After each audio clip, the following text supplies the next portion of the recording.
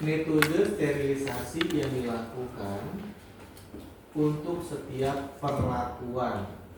Maksudnya bagaimana, Pak? Biasanya hal ini yang dilakukan adalah untuk obat-obat atau bahan-bahan atau bahan obat yang tidak tahan pemanasan. Biasanya bagaimana? Biasanya kalau dalam penimbangan dilewatkan di atas nyala api, gitu ya. Atau pada saat proses pencampuran di dalam LAF itu di atas bunsen, gitu kan? Biasanya seperti itu. Ya, jadi itu mekanismenya. Jadi kenapa sifat seperti itu? Ya memang begitu, karena memang dilihat dari sifat fisika dan kimia bahan obatnya. Tidak semua bahan obat tahan pemanasan. Contoh nggak usah jauh-jauh. Dari sini kira-kira ada yang mungkin saja nggak suka terpapar sinar matahari, ada nggak? Ada. Banget nih. Ya nggak? Gue nggak betah nih kalau kena panas begini, gitu kan? Luntur budak gue kan? Betul nggak tuh? Iya. Ada juga yang misalkan pada saat suhu dingin, gitu kan? Dulu Omongan aja, di bawah omongan AC aja. dingin banget, gitu kan? Mungkin belum makan gitu. Ya, jadi memang ini semuanya tergantung terhadap sifat fisika dan kimia bahan obat, dan ini semua pun tergantung terhadap Anda misalnya. Jadi gitu ya. Jadi memang ini dilihat dari sifat masing-masing bahan obat itu sendiri. Nah, kemudian yang kedua adalah rekonstitusi itu. Apa sih yang dimaksud dengan rekonstitusi? Jadi saya berikan teoritisnya untuk perlakuannya minggu depan. Apa rekonstitusi? Rekonstitusi ini perubahan konsistensi suatu sediaan atau garis miring alternatif lain, ya, dengan penambahan medium. Artinya, kalau bahasa kasarnya adalah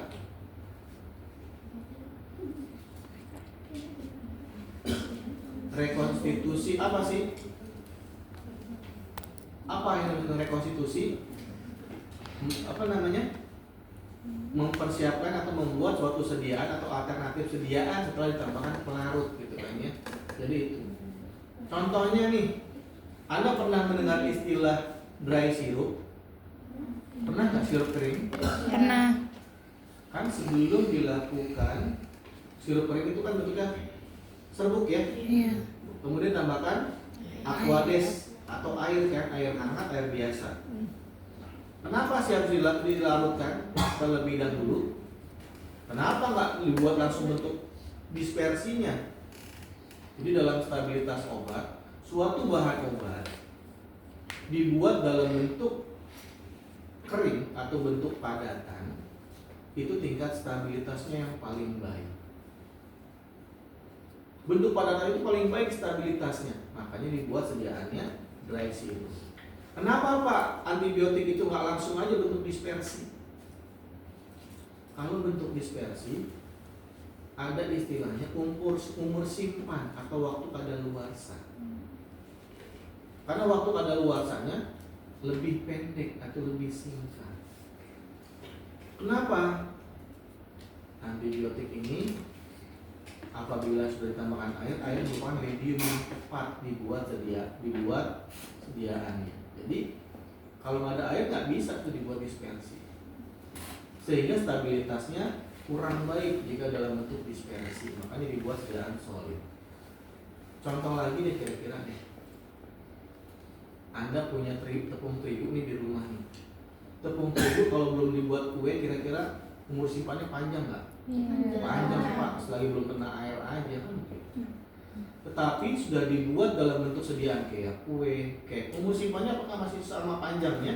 Beda, karena sudah menjadi bentuk sediaan lain. Sama tuh serbuk antibiotik amoxicillin nih, cefadroxil deh, gitu kan. Sebelum ditambahkan air, umur simpannya panjang untuk kadaluarsanya, bisa sampai 3 tahun, 4 tahun.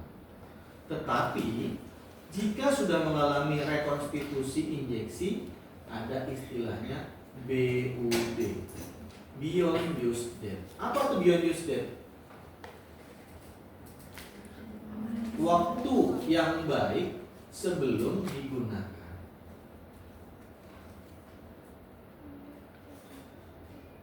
Contoh kayak tadi tuh kue bolu, biar news date-nya berapa? Kalau terigu tadi, sampai dengan sekian tahun. Kalau memang simbol penyimpanan terbaik, maka sekian tahun. Tetapi jika sudah dalam bentuk makanan, kira-kira bagaimana? Sama atau sudah berubah? Berubah. Nah, istilahnya beyond news date. Pokoknya selagi belum kena jamur, Pak, gas terus aja. Contoh lagi yang menjadi perhatian beyond news date, tetes mata. Kalau kemasannya belum dibuka, waktu kadaluarsanya berapa tahun? Ada yang 2 tahun, ada yang 3 tahun, ada yang 5 tahun. Tetapi jika setelah kemasannya dibuka, tutupnya dibuka, berapa lama? 28 hari sampai dengan 1 bulan. Tetapi jika yang sering menggunakan naik motor, selagi masih ada di gerobokan, gas terus aja Pak, kalau belum habis, belum rusak. Benar nggak tuh? Ya nggak? Biasanya tetes mata itu terus di gerobokan motor kalau menggunakan yang Vario gitu kan ya, Beat dan sebagainya itu kan tapi di gerobokan, betul nggak tuh? Iya, kadang taruh di tas gitu ya. Selagi kemasannya masih belum rusak, belum berubah, nggak akan dibuang tuh. Gitu. Betul nggak tuh? Iya. Contoh lagi, misalkan Anda batuk, terus konsumsi obat batuk yang bentuknya sirup, yang bahan dasarnya adalah sirup Usinflex. 2 kali 3 kali minum sembuh. Kira-kira obatnya disimpan di mana tuh? Di kulkas. Betul nggak? Kan nggak mungkin dihabisin kan sirup ini, tambahin air, marjan aja sirup enak. Itu kan enggak begitu. Jadi taruh di kulkas. Nah, pada saat Anda simpan di kulkas, pada saat Anda buka tutupnya, pada saat Anda mau konsumsi kembali, Anda batuk kembali, dibuka, timbul seperti gula gitu kan? Kayak seperti kasar gitu kan? Nah, itu adalah proses rekristalisasi. Nah, artinya konsistensi dari bentuk sirup itu sudah mengalami perubahan. Nah, pada saat ini apakah masih boleh dikonsumsi? Nanti kita lihat. Ada istilah dalam BUD, Beyond Use Date. Nah, setiap sediaan itu memiliki Beyond Use Date yang berbeda-beda. Untuk kategori Beyond Use Date ini menjadi penting. Kenapa? Untuk semua bahan obat ini memiliki resiko tinggi setelah kemasannya dibuka. Contoh lagi, kalau Anda mau bikin puyeng, kan Anda ambil dari tablet itu kan ya. Walaupun waktu kadaluarsanya masih panjang, tetapi sudah dibuat dalam bentuk sediaan puyeng digerus. Apakah durasinya masih panjang lagi waktu kadaluarsanya? Enggak, berubah menjadi berapa hari? 7 sampai 14 hari. Itu enggak gitu? Iya. Contoh lagi misalkan, ini bukan dari obat, kosmetik ya. Misalkan kalau yang cowok sering pakai minyak rambut. Minyak rambut itu berapa lama dipakai biasanya di kemasannya dibuka? Tergantung Pak, kalau masih belum lengket mah belum aja terus gitu. Ya. Jadi dilihat adalah perubahan warna, perubahan konsistensi yang tadinya bentuknya gel, kalau sudah mengalami perubahan itu sudah nggak bagus lagi. Ya, namanya kalau dalam sediaan gel ada perubahan fase. Yang tadinya fasenya gel berubah menjadi dispersi tadi, terpisah menjadi 2 lapisan. Itu juga nggak benar. Sama tetes mata tuh, salep mata. Salep mata kalau memang konsistensinya masih bentuk salep masih boleh. Tetapi jika Anda simpan pada suhunya nggak sesuai suhu penyimpanan, apa yang terjadi? Akan mengalami perubahan konsistensi namanya. Sudah nggak bagus lagi. Kalau antibiotik bagaimana sudah didispersi? Warnanya berubah menjadi warna hijau. Sudah nggak boleh lagi. Ya, jadi seperti ini. Pernahkah ini terjadi di pasaran Pak? Pernahkah ini terjadi di masyarakat? Sering. Apa yang menjadi sering? Satu nih, bagi penderita diabetes menggunakan insulin. insulin itu makanya sekarang ada yang digunakan sekali atau 2 kali pakai. Ya, kenapa? Karena insulin ini mengalami perubahan bentuk konsistensinya. Sehingga kalau sudah terpapar mengalami perubahan tuh insulinnya, berubah warna. Sehingga pada saat digunakan sudah rusak, tidak mampu lagi menekan glukosa darah. Jadi itu yang tidak diharapkan. Kemudian lagi apa lagi contohnya? Nah, ini bisa terjadi di kasusnya besar ya. Di tahun 2022 dan sebelumnya ada makanan atau balita mengkonsumsi susu sebagai makanan pengganti ASI. Kemudian setelah dikonsumsi oleh pasien, kemudian pasiennya meninggal. Orang tuanya komplain ke YLK dengan alasan bahwa susunya terpapar. Laporan itu masuk ke bagian customer care dari susu formula tersebut.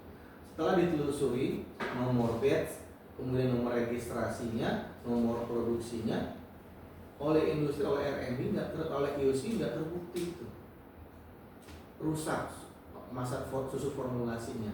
Ternyata terjadi kesalahan pada saat orang tuanya memberikan. Untuk susu formula itu penggunaannya kurang lebih 1 jam setelah dicampurkan air. Orang tua ini lalai. Susu itu 2 jam masih diberikan. Ternyata oleh R&D ditelusuri setelah diseduh tambahkan air 2 jam timbul atau pertumbuhan dari mikroorganisme dan bakteri Sakazaki yang sangat berbahaya dan mematikan. Karena tahu susu skim itu kan adalah media ataupun tioglikolat yang paling baik untuk pertumbuhan mikroorganisme. Gitu. Sehingga menimbulkan kematian. Silakan Anda browsing di Google. Itu muncul. Itu terjadi. Ya makanya enggak tepat juga. Kemudian injeksi. Ini juga pun terjadi pada saat kasusnya viral juga gitu ya. Jadi bahkan sekarang itu no viral no justice kan gitu ya. Betul nggak? Iya. Dan ini terjadi nih. Ada injeksi, kemudian dilakukan rekonstitusi, dan ini diberikan pada pasien ibu hamil dan pada saat ibu melahirkan. Jadi injeksi ini pasiennya pasien ibu melahirkan dan terdaftar, bukan kondisi situ. Gitu. Jadi ibu melahirkan, kemudian setelah ditelusuri, Bu, operasi sesarnya besok terjadwal, sehingga obatnya disiapkan di H-1. Oleh siapa? Oleh apoteker. Kemudian pada saat partus operasi, pasien ini meninggal, anaknya pun meninggal. Dan itu terjadi. Silahkan Anda browsing penggunaan Buvipakain, silahkan browsing di ponsel Anda. Penggunaan Buvipakain di rumah sakit Siloam. Silahkan deh. Saya bukan ada karena saya mendampingi dari IAI. Kebetulan di anggota DKI, saya mengikuti terus kasus itu. Ada nggak? Buvipakain, kasus Buvipakain di rumah sakit Siloam. Kainnya kain. Buvipakain pakai V. Ada nggak?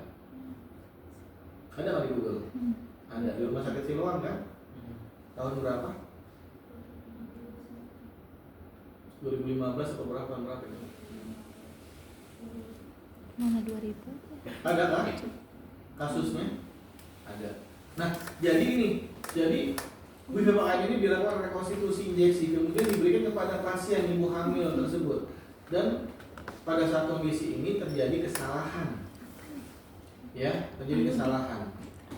Pertanyaannya, kesalahannya di mana? Kita lihat dulu.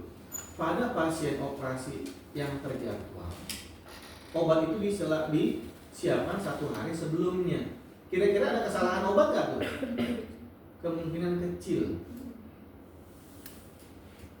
Kalau Anda mau bikin sesuatu nih, Anda mau masak nih, nggak usah jauh-jauh. Obatnya, bahan-bahannya sudah disiapkan nih. Kira-kira ada kesalahan nggak tuh? Minim sekali, jarang bahkan terjadi. Kecuali operasinya sito. Sito tahu nggak? Ada pasien yang gawat darurat nih, kondisi segera, kemudian masuk kamar oka.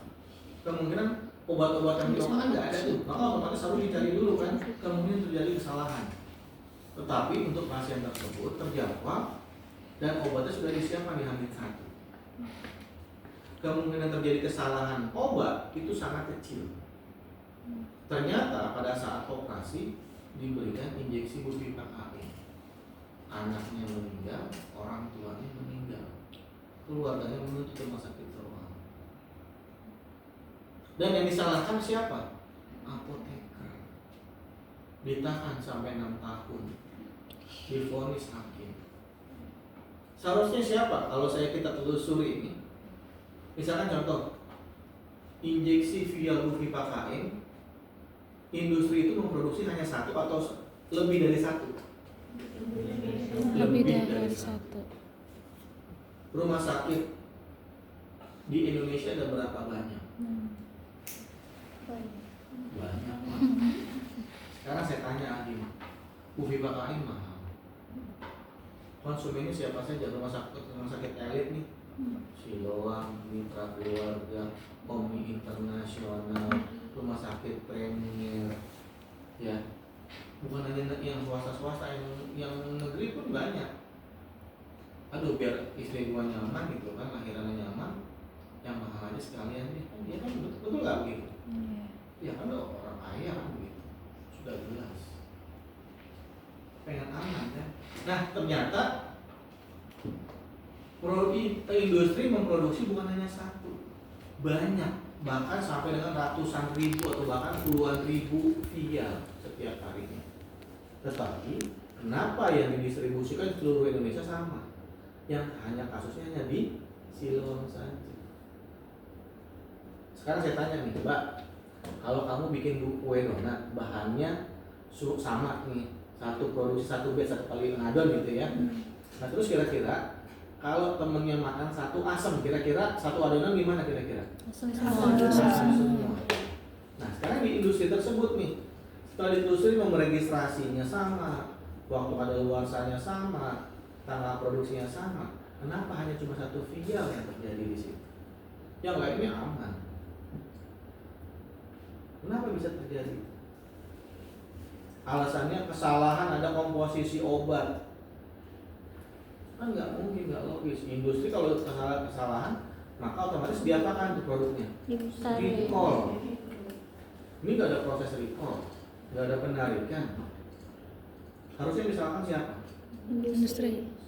Industrinya kalau terjadi kesalahan dong. Industrinya nggak disalahkan. Yang disalahkan apoteker. Apoteker nggak tahu apa-apa, dia nyiapin barang. Kalau memang dari komponen industri yang salah, dia bisa klaim kan? Yang dituntut industrinya. Ya kenapa yang dituntut hanya apoteker? Ternyata kesalahan terjadi oleh tenaga medis yang memberikan. Siapa yang berwenang? Bupivacain ini termasuk kategori anestesi. Dalam rumah sakit, pada saat pasien sesar, ada siapa saja itu?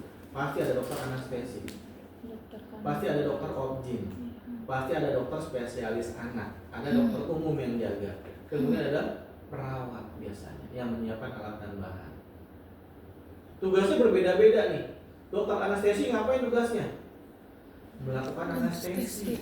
Contoh deh, kalau Anda lihat di TV artis-artis kan berkembang tuh trennya tuh. Kalau zaman dulu 10 tahun belakangan, kalau pasien sesar operasinya anestesinya gimana? Total kan, pingsan semuanya kan. Kalau sekarang gimana? Bagian tertentu. Enggak tuh, ada yang lagi live IG, misalnya hari ini gue lagi lahiran nih, kan begitu. Bagian pusar ke atas normal, bagian pusar ke bawah anestesi. Banyak kan tuh? Banyak kan begitu, nggak usah jauh kan. 3 tahun belakangan ini juga banyak artis yang lagi live IG ataupun live TikTok itu kan ya, lagi sesar. Nah, itu adalah perkembangan ilmu pengetahuan. Siapa yang bertugas itu? Anestesi, dokter anestesi. Setelah proses anestesi, kemudian ada dokter obgyn. Dokter obgyn yang melakukan sesarnya. Nah, kalau memang terjadi dokter obgyn kan nggak mungkin. Dokter obgyn nggak tahu apa-apa, obat yang diinjeksi kan nggak tahu apa-apa. Ya, pasti dilakukan sesar saja. Dokter anak nggak tahu nggak? Nggak tahu kan dia. Yang disalahkan hanya apoteker. Kenapa? Karena kepala rumah sakitnya dokter, kepala Kemenkesnya dokter, jadi case close di situ. Ini disalahkan apoteker, ditahan 5 tahun. Itu mungkin Anda biar tahu saja gitu ya. Bahkan saya mendampingi sampai dengan legal dari IAI turun tangan untuk menangani hal itu. Ada nggak tadi kasusnya di Google? Iya. Ada kan? Itu viral. Ya jadi bahkan sampai rumah sakitnya nggak apa-apa. Akhirnya apotekernya keluar, kemudian dihukum dan divonis 5 tahun 6 tahun penjara. Dia nggak tahu apa-apa. Itu makanya kadang menjadi kasihan juga gitu. Makanya jadi Anda sebagai seorang apoteker tolong diperhatikan. Kenapa? Karena injeksi ini kelemahannya apa? Apabila terjadi paparan atau kesalahan dalam pemberian obat, susah sekali dihilangkan. Contoh, kalau ada keracunan makanan, bagaimana solusinya? Gampang, dimuntahkan gitu kan, atau dikonsumsi norit gitu kan, atau elektrolit gitu ya, atau NaCl ya, atau dikasih bahasa awalnya adalah minum susu gitu kan ya. Jadi bisa keluar. Tapi kalau darah gimana? Kalau salah penggunaannya. Apalagi anestesi itu ditusukkan atau disuntikan di bagian sumsum tulang belakang. Sudah pasti itu langsung. Kalau kesalahan nggak bisa, darahnya bisa dikuras gitu. Nggak mungkin. Itu yang terjadi. Sehingga terjadi dan pasiennya meninggal sampai dituntut, bahkan tidak dapat uang duka pun nggak ada. Itu kasihan juga tuh pasiennya. Dia menuntut mana? Yang disalahkan apotekernya. Jadi seperti itu. Ini sebagai informasi aja ya. Nah sama tuh kasihan juga tadi pasien itu, anak-anak tadi tuh penggunaan MPASI. Orang tuanya akhirnya anaknya meninggal, orang tuanya ngadu ke YLKI, ternyata orang tuanya ditahan juga karena lalai terhadap anaknya. Jadi sudah jatuh tertimpa tangga bahasanya. Anaknya sendiri meninggal, kemudian ditahan pula kan gitu. Jadi itu yang jadi makanya jadi Anda kalau punya adik yang masih balita tolong digunakan penggunaan susunya kalau lebih dari 1 jam dibuang saja. Nggak apa-apa, rugi uang nggak apa-apa kan gitu. Jadi itu ya, jadi konsumsinya itu sama tuh. Ya. Oke. Nah selanjutnya kita berkaitan dengan rekonstitusi. Itu adalah hal-hal yang harus diperhatikan. Nah kemudian injeksi ini, injeksi tadi setelah dilakukan rekonstitusi, penggunaannya kapan Pak? Coba Anda lihat di Google, cari beyond use date injeksi.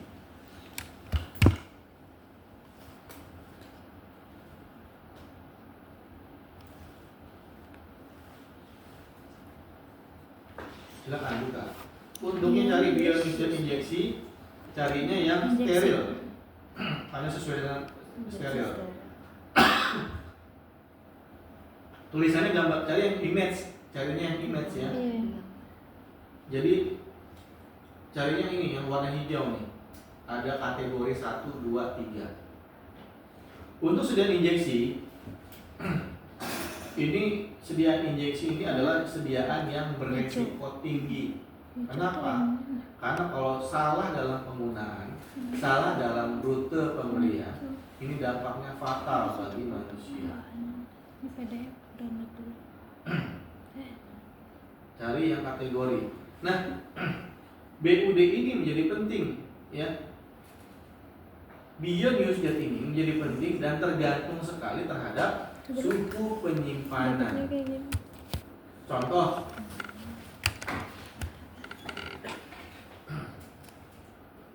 nih, Anda punya sediaan Anda simpan pada suhu kamar dan simpan pada suhu di kulkas. Kira-kira stabilitasnya atau waktu kadaluarsanya yang paling lama yang mana? Kulkas. Yang disimpan pada saat di kulkas. Sehingga umur simpannya menjadi lebih lama. Jadi itu. Jadi kondisi penyimpanan bisa mempengaruhi stabilitas cairan. Jadi itu. Nah, contohnya apa? Contohnya nih begini. Pada saat Anda membuat sediaan gel, disimpan pada suhu kamar dan simpan pada suhu kulkas. Maka pemisahan fase yang paling cepat terjadi adalah pada suhu kamar, pada suhu ruangan. Yang paling lambat adalah yang paling lama disimpan di suhu kulkas. Nah, injeksi bagaimana untuk yang sudah direkonstitusi? Yang sudah direkonstitusi, apabila sekarang Anda campurkan dengan Aqua Pro injeksi, maka harus habis dan harus dipergunakan sebelum 12 jam.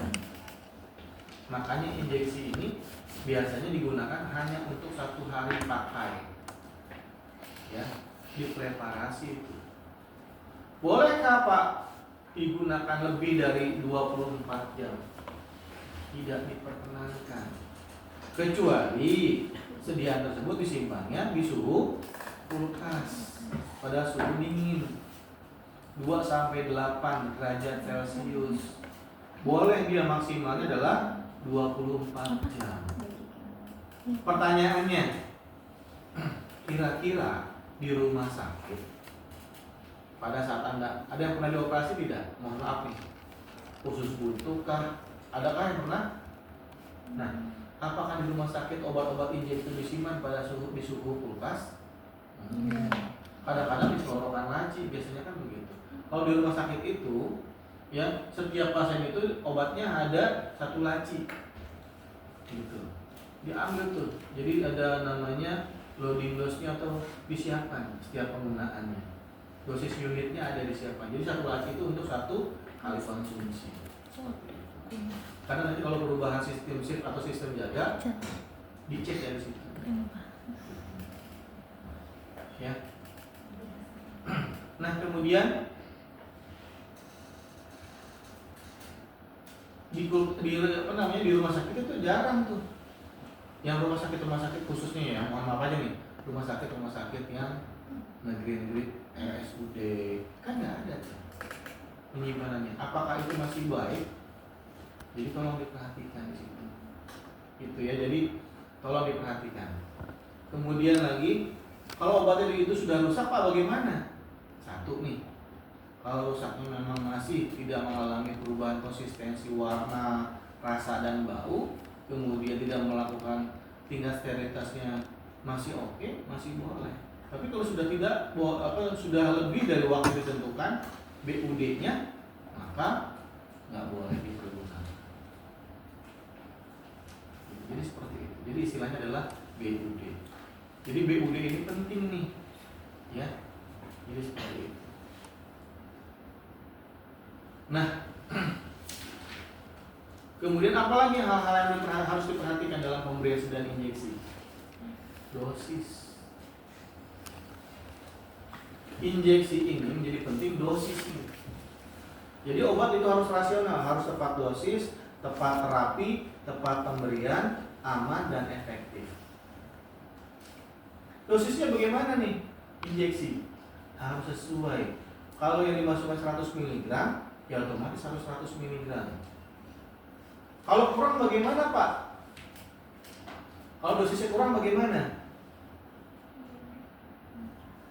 Ayo, sekarang absensi, coba absensi nomor 8 ada nggak? 20 deh, 20. Di 8 sudah ada emasan kan? 20 ada, absensi 20 di mana ada nggak? Siapa namanya? 20 ada? 24? Nggak ada. 25? 26?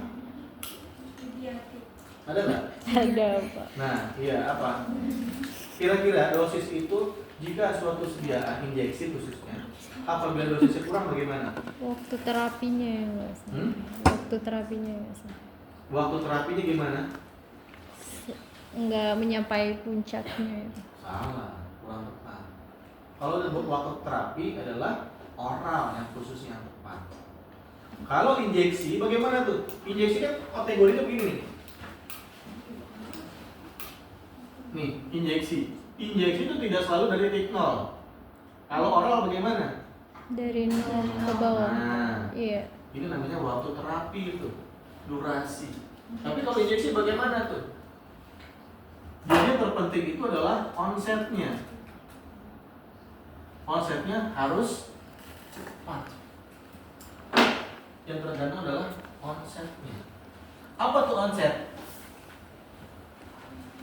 Jumlah kadar obat yang dibutuhkan harus Cepat. Jika suatu bahan obat dosisnya kurang, apa yang terjadi? Onsetnya nggak sih? Onsetnya tidak Tidak tercapai, sehingga indikasi atau efek terapinya tidak sesuai. Contoh nih, misalkan digoxin 2 mg sekali injeksi, dosisnya Anda kurang 1,8 kira-kira, apa yang terjadi? Nggak tercapai, itu jantungnya masih tetap berdebar kencang, sama kayak ketemu mantan kan gitu. Bener gak tuh? Iya. Contoh lagi deh yang gampang deh. Ada yang kuliahnya pulang pergi ke rumah? Ada nggak? Siapa yang pulang pergi ke rumah? Nggak kos? Kamu nih? Iya. Kamu rumahnya di mana? Di Tambun. Tambun. Kemudian jajannya setiap hari berapa? Dia kasih mamahnya? 50. Nah, taruhlah 50. Itu dosisnya tuh dosis harian itu sekali pakai. Iya, Kalau 50. dikasih sekali pakai 30.000 nyanyi nggak? Nyanyi di jalan. Komentar Pak, jangan kan mah ngomel, konten di IG kan begitu. Iya nggak tuh? Sama obat. Oh harusnya tercapainya di jantung itu 2 mg. Kalau kurang gimana tuh? Nyanyi tuh jantungnya tuh. Kurang dosis ini. Nah, sama mahasiswa kalau diibaratkan seperti itu cepet nalarnya. Iya. Sama, mah jajan 50.000 nih mah. Kok masih 30.000? Ya mama belum ada duitnya. Mah gimana mah? Belum Starbucksnya mah. Kalau nggak kopi sejuta jiwanya udah 10.000. Kan lagi tren jadi Iya. ada kan? Gerobak. Belum profolnya mah gitu kan? Oh, penjahat. Iya kan? Profol ini udah 15.000 mah isi 2 kan gitu. Ya itu udah pas 25.000 belum bensinnya nih mah 30.000 mah nggak cukup kan gitu. Ya nggak nyanyi nggak tuh? Nyanyi. Sama obat juga sama. Kalau kurang ya nyanyi pasti kan begitu. Tapi kurangnya jauh konser Pak, apa nyanyi lagi? Iya kan? Iya sama. Kalau dikasih 100.000 biasanya sehari 100.000 nih. Itu kan dikasih 30.000. Waduh itu uring-uringan tuh. Gitu kan. Berangkat juga enggak kan begitu. Jadi sama. Jadi ada namanya reseptor namanya. Reseptor itu sesuai dengan obatnya. Jadi kalau obatnya bekerja spesifik pada reseptor tersebut, maka obatnya akan tercapai. Kalau dosisnya kurang, reseptor tidak akan responnya itu tidak ditangkap oleh reseptor, itu tidak sesuai. Jadi sama nih, sama seperti ada jajan harian kan begitu. Kalau saya puasa Pak misalkan, kalau puasa malah lagi itu mah gitu kan ya. Silakan. Kan. Jadi itu yang jadi masalah terpenting. Jadi ada istilah onsetnya. Nah, sekarang tadi berkaitan dengan BUD. BUD ini punya peran dan penyimpanan yang berbeda.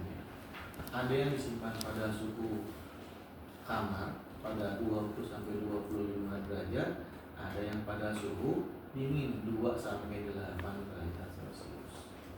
Yang itu sudah ada. Kriterianya tergantung dari bentuk sediaannya. Untuk kategori 1 itu untuk obat-obat yang memiliki indeks terapi sempit. Ya, atau indeks atau obat injeksi yang dilakukan rekonstitusi. Contoh lagi nih di apotek nih. Misalnya contoh ada vitamin K. Vitamin K ampulnya 5 mili. Ampulnya 5 mili. Kemudian dosisnya kadang hanya 1 mili atau 2 mili. Biasanya disimpan di mana? Di kulkas. Ampulnya. Setelah disimpan di kulkas berapa lama penyimpanannya? Apabila ampulnya sudah dibuka kemasannya, maka maksimal 24 jam. Itu nggak boleh. Ya, jadi seperti itu. Jadi bahkan harusnya bagaimana Pak solusinya jika sudah melebihi batas waktu BUD-nya? Harus dimusnahkan obatnya, nggak boleh dipergunakan. Contoh lagi nih, kalau buyar nih, buyar apakah boleh disimpan? Boleh. Sampai waktunya gimana? Kalau disimpan pada suhu kamar, umur simpannya atau BUD-nya menjadi 7 hari. Tetapi jika disimpan pada suhu dingin, pada suhu 2 sampai 8, itu bahkan sampai 14 hari. Gitu. Contoh tetes mata nih, tadi saya tanyakan. Kalau di gerobokan umur simpannya berapa derajat itu kira-kira di gerobokan motor Anda? Lebih dari 25 kan? Iya. Kira-kira masih boleh nggak tuh? Berapa lama umur simpannya? 28 hari. Kalau disimpan pada di suhu kulkas berapa lama Pak? Bisa sampai dengan 35 hari sampai 40 hari. Kenapa Pak? Setelah dibuka, bahan pembawanya air nih, mau injeksi, mau gray sirup, bahan pembawanya air. Air merupakan medium yang tepat untuk pertumbuhan mikroorganisme. Sehingga makanya tidak diperkenankan dibuat rekonstitusi ini lebih lama. Ya, jadi punya kemampuan. Jadi jelas di situ tuh. Jadi harus diperhatikan. Ada istilahnya namanya BUD. Ya. Nah, ada yang menanyakan lagi kembali tentang BUD ini. BUD ini memang betul-betul sekarang harus diperhatikan ya. Contoh lagi nih, misalkan kalau makanan ini gimana Pak? Gitu kan. Makanan kan biasanya kalau bagaimana? Kalau makanan itu bagaimana?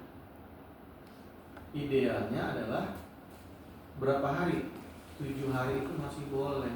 Tapi jika lebih dari 7 hari bagaimana tuh? Pasti menggunakan bahan berbahaya. Ini yang viral kemarin minggu-minggu ini, kurang lebih 2 minggu terakhir ya, sampai 1 bulan terakhir. Penggunaan atau makanan apa? Roti AOK. Betul nggak? Biasanya anak kosan itu sering nyimpan tuh stoknya tuh. Ya, entah digunakan akhir bulan, gitu kan? Entah kirimannya belum datang, entah memang susah nyari sarapan, benar nggak tuh? Betul. Ya, anak kosan rata-rata nyimpannya roti AOK sama super bubur.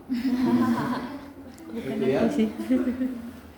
Enggak Pak, saya mah awal bulan mau akhir bulan makanya kari ayam, gitu kan, pandang, gitu kan. Tapi bentuk Indomie semua Pak. Bener. Nyemok agak mana. Kalau makanan siang ini cepat benar nyamuknya. Jadi itu yang harus diperhatikan. Jadi BUD ini menjadi penting ya, walaupun memang hampir tidak diperhatikan, ini menjadi penting. Tolong bagaimana sekarang Anda nih, kita mulai dari sekarang, apabila Anda yang memiliki anak atau adik gitu ya, yang masih balita, tolong yang masih mengkonsumsi NPASI tolong diperhatikan. Kemudian kalau Anda bekerja di sarana kefarmasian, tolong lagi, apalagi apotek nih, ini hampir mayoritas tidak diinformasikan apabila ada apabila ada bentuk sediaan ataupun racikan. Jadi tolong ya, kadang itu penting sekali informasi penggunaan obatnya, ya. Jadi kalau ada soal sediaan racikan, tolong diinformasikan, Bu, obatnya nanti disimpan ya. Kalau bisa mau usahakan 7 hari saja, gitu. Kalau nggak lebih dari 7 hari, silahkan dibuang. Dibuangnya gimana Bu? Ya disimpan ataupun dikubur di dalam tanah. Kalau bentuk larutan, dimasukkan ke dalam lubang, kemudian dibuka kemasannya baru dibuang. Ya, kenapa Pak langsung nggak boleh langsung dibuang? Karena banyak saat ini banyak disalahgunakan. Contoh deh, nggak usah jauh-jauh. Kalau di rumah sakit, obat itu kan pasien nebus obat, ya. Kemudian kalau obatnya nggak diambil, diapakan tuh? Biasanya ada oknumnya yang balik.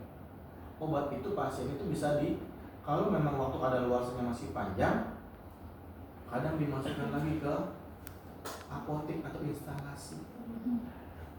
Kalau memang ada tenaga medis yang mau mencari duit, kadang dijual ke pramuka. Gitu. Pernah nggak terjadi? Pernah. Sering. Yang lagi viral kemarin adalah di rumah sakit di RSUD itu. Pasiennya beli obat 8 juta di apotek, kemudian obat tersebut kemudian belinya di luar harganya 1.200.000 gitu kan. Dan itu viral banget gitu. Ya ada lagi yang sering sekali adalah insulin. Insulin. Nah, insulin itu kenapa? Di apotek lebih mahal, di toko obat, di pramuka lebih murah. Itu kan? Itu yang sering terjadi. Kemudian apalagi saya pernah tuh mengalami orang tua saya harus disuntik albumin. Kalau di rumah sakit sekitar 2.200.000 atau 2.300.000. Saya beli ke pramuka, dia cek di situ, oh harganya menyimpang jauh 1,2 juta gitu kan. Saya nggak mau beli. Kenapa? Kalau di toko orang Pak, saya kalau sudah selisih jauh saya order Pak, masukin keranjang. Betul nggak? Iya. Jadi tolong dipastikan kalau harganya nggak relevan, nggak logis, jangan dibeli. Ini sama nih hal-hal yang viral nih 2 tahun belakangan. Ya jadi ini melenceng jauh. Ada anak SMP beli HP di toko orang. Ya. Kemudian harganya menyimpang jauh sekitar 700.000-an. Dimasukin keranjang, HP aslinya itu sekian. Ternyata datangnya apa? Sabun colek. Iya enggak? Bener kan tuh? Nangis bombay kan begitu. Udah senang-senang pas dibuka unboxing sabun colek kan begitu. Kan nggak logis. Jadi makanya jangan tergiur harga murah. Banyak kan sekarang? Banyak. Contohnya apa nih? Saya pernah di apotek nih. Di apotek saya tanya salesnya, sales obat itu medical representatif, dia punya target bulanan. Kalau dalam 1 bulan tidak tercapai, gimana caranya? Istilah mereka tuh disebutnya ngebom. Paham ngebom? Misalnya contoh, target dia sebulan 30 juta. Targetnya dia itu penjualan obatnya nggak jual, obatnya jualnya targetnya hanya 20 juta. 10 kan kurang 10 juta tuh. Kalau 10 juta nggak tercapai, bonusnya nggak turun, insentifnya nggak turun, gitu kan? Dia hanya dapat uang makan doang dan uang harian. Solusinya gimana tuh? Akhirnya dijual, diskon 20%, lempar ke pramuka. 10 juta, dijual 8 juta, gitu kan? Dia targetnya 10 juta tuh. Targetnya 30, baru terjual 20, kurangnya berapa? 10 juta. Nah 10 juta itu obat nggak dijual, itu pasti punya diskon dia tuh. Karena itu punya diskon. Jual 8 juta aja deh, yang penting target gue tercapai. Nanti nombokin 2 juta. Bonusnya dia kan keluar nih, misalkan contoh. Bonusnya dia 10 juta. Kan dia masih dapat untung berapa? 8. Biarin gue tutupin dari dana gue kan gitu. Yang penting targetnya tercapai. Itu permainan sales obat tuh begitu lah. Gitu. Jadi istilahnya ngebom gitu. Jadi seperti itu. Jadi targetnya begitu, makanya mereka lebih bermainnya seperti itu. Dan itu safe, itu aman. Nah makanya sekarang bagi Anda, kalau istilah jangan sampai dilempar ke, sekarang pramuka banyak yang bermain kan di situ ya. Banyak oknum nakal, obat-obat expired itu dikumpulkan, kemudian diberikan label, dihilangkan tuh expirednya, dan dia punya alat-alat lagi bisa diganti, dirubah expired date-nya. Pernah nggak kasus terjadi itu? Ya dulu pernah ada istilahnya namanya SIGI kan? Pernah nggak di SCTV dulu kan ada tuh ya, sidak dan investigasi kan? Ya? Ada menakal bahan pengawet gitu kan? Sekarang udah nggak ada lagi tuh. Karena lawannya siapa? Premanisme gitu. Saya dulu pernah waktu almarhum Pak Budi Arman, kita dari pengurus IAI ke Pramuka. Karena di situ ada obat-obat berbahaya, banyak merajalela perputarannya di situ. Saya dengan kepala badanmu Pak Sampurno, pas itu kemudian kita dikejar sama preman. Karena kita mau menertibkan itu. Karena dulu masih belum apotek rakyat, masih toko obat. Toko obat kan nggak boleh menjual obat keras, injeksi aja nggak boleh, jual amoksisilin aja nggak boleh. Tapi bagaimana kenyataannya? Susah ditertibkan, akhirnya diberikan rekomendasi apotek rakyat. Harus orang apoteker yang menjawabnya. Makanya sekarang benar-benar merajalela nih, gitu kan? Banyak obat-obat palsu lah, kemudian banyak obat-obat kadaluarsa. Jadi banyak yang bermain dengan akalnya. Jadi makanya Anda kalau berobat di rumah sakit atau dirawat inap, mohon obatnya langsung diambil kalau obatnya nggak habis. Kan kadang biasanya di rumah sakit di RSUD begitu. Hari ini nebus obat, nggak sembuh nih. Besok dokter lagi kan komplain kan, kalau pakai BPJS gitu kan. Komplain lagi, kasih obat lagi yang lain, yang obat lama ditarik. Kalau bisa kamu ambil, Anda ambil. Nggak apa-apa deh buat kenang-kenangan dulu. Masuk rumah sakit dapat obat ini. Sayangnya apa? Kalau nggak diambil, apalagi obat mahal tuh, langsung buru-buru disimpan tuh sama oknum nakal. Apakah itu perawat, itu kan diambil oknum nakal.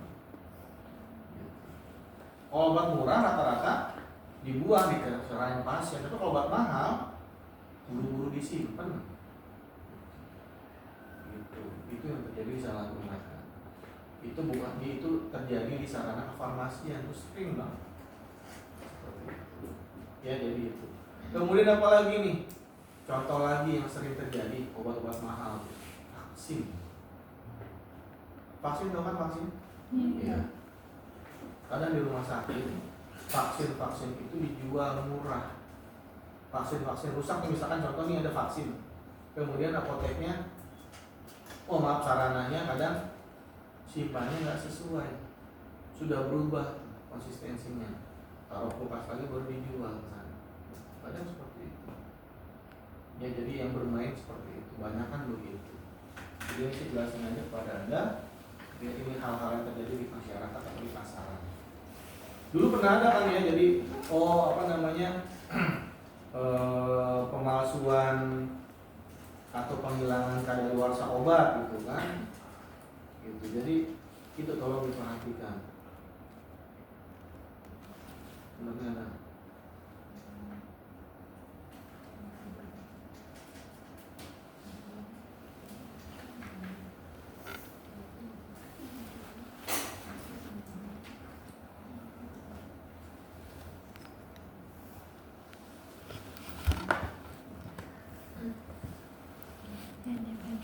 Jadi itu.